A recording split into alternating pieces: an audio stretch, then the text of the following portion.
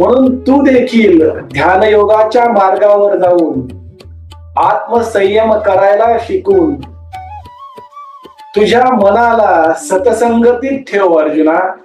म्हणजे तुझे मन सत्कर्म करण्यासाठी, सदाचार करण्यासाठी, सद्विचार करण्यासाठी आपोआप प्रशिक्षित होईल. आणि आता जे तू अस्थिरतेचा, अस्वस्थतेचा, अशांततेचा, दयनीयतेचा अनुभव करत होतास, तो अनुभव तुला परत कधीही येणार नाही. आणि तुझे कर्म करण्यास, नियत कर्म करण्यास, युद्ध कर्म करण्यास सदैव तू प्रवृत्त होशील. आणि तुझे कर्म सर्वोत्तम प्रकारे करून कर्मफळाचा आणि कर्तेपणाचाही त्याग करायला तू शिकशील अर्जुना. आणि हेच तुझ्यासारख्या प्रतिभावान व्यक्तीकडून अपेक्षा